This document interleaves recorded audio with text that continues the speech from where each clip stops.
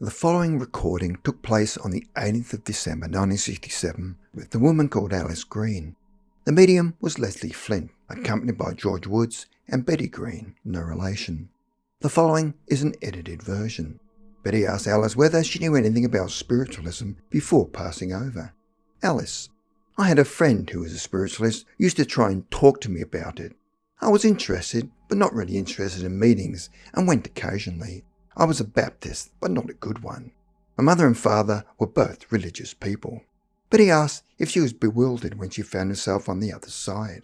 Alice: No, I was not. I took it in my stride. I knew there was something, but I didn't know quite what. After I left the cemetery and my funeral, I went back to my own people. They'd all gone back for a bit of a tuck-in, like they do after a funeral. They were all talking about me, and I was sitting around watching them. No one took any notice of me, and I thought, well, there's not much point in staying here, so I left.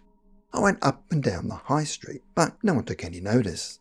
Then I saw my husband coming. He'd been dead for about 50 years. He was killed in the First World War.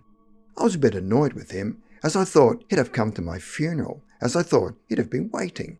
Anyway, we soon patched things up. He took hold of my hand and said, there's nothing to worry about. I said, I'm not worried. I knew there was something after death.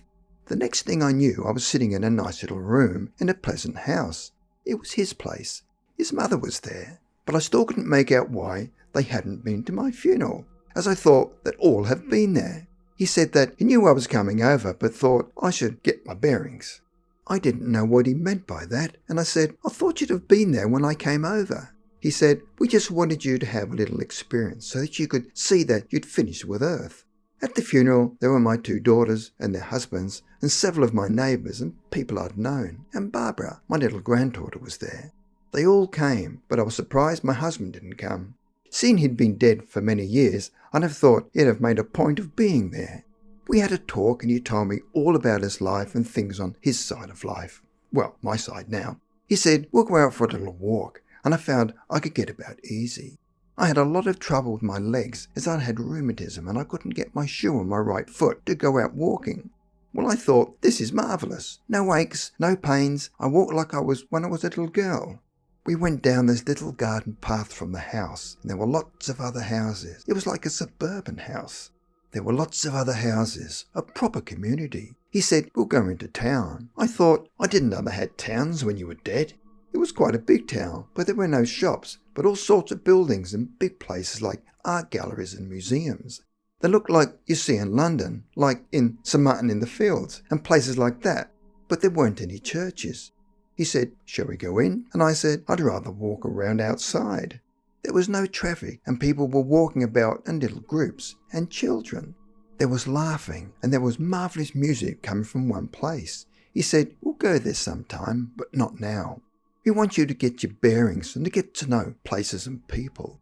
He introduced me to various friends of his and people I'd known.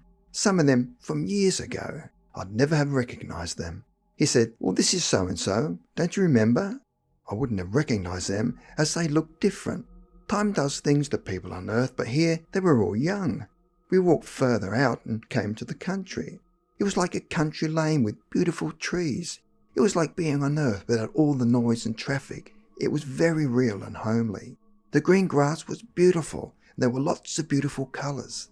Colour of the buildings looked like they were made of marble, and some looked like they were made of oyster shells. They were all pale pink and pale mauves and blues. My hair was just like I was when I was a girl. It was right down my back and jet black. Of course, on Earth, I got old and went grey and had it cut. Now I've got my beautiful head of hair. I was like a young girl skipping around, where up to that time I'd been hobbling about. I could only wear one shoe and had to wear a slipper. Now I'm learning to do various things and make things for people's houses, making decorations out of materials. Our houses are real, and the things in it are real. We have chairs and the necessities, and yet there are some things that we don't have, that are missing, that you'd associate with Earth. There are lovely materials here, and you can make and decorate things to your heart's content. There are animals, but they're not used like they used to be on Earth for consumption, and they don't use wool to make things. I've seen vast areas of animals, tame animals. They're so wonderful, you know. I'm not religious in that way, but I sort of like the old music, and I'm religious in a sense, but not narrow-minded. But I haven't seen a church, but I do believe that some people do have churches. I think religion is something that you live by. I'm still with my husband, and he spends a lot of time in the garden. He grows beautiful flowers, and you don't seem to get weeds here. I think if people on your side could get the idea into their heads that life here is natural to us as yours is to you, it's very similar. If only you could take away all the things that are depressing, all the nasty things. I've been to lots of places like libraries with wonderful books that you can take down and read, and as if the book speaks to you. There is everything there that you would want. You can sit there, close your eyes and hold a book in your hand, and everything in the book can be shown to you. Don't ask me how it's done, I don't know. I've been to theatres with concerts, and I listen to music. There are stages and plays with actors doing old plays that I remember seeing on Earth. They do old and new plays. I love the theatre where I used to go to the Old Vic. I didn't always understand them, but I always liked them. There are great natural parks and animals like zoos, but not in cages, and the animals aren't separated. They're free to roam, and they're tame. You can stroke them, even tigers and so on. I've seen the sky with the most beautiful colours, and there are sounds, especially when you go to the countryside. Nature has its own sounds and creates music. The countryside has flowers as tall as trees, and you can walk amongst them with all the different hues, colours and perfume.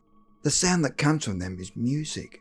There are thousands of beautiful birds. Our world is like yours, but much better, and without all the unpleasantries. It's perfect. I haven't visited any of the higher planes at all, as I'm quite content where I am. That will come later, I suppose. I've no desire to move. People say that you will. As you progress, you will go further afield. But I don't feel the urge. I'm happy as I am. Why should I want to change? Betty Greene asks, can you think about going somewhere, then you find yourself there? Alice, I have done that. I've been with people who have gone to other places via concentration. You're not conscious of movement, but everything around you changes, and you're in different places.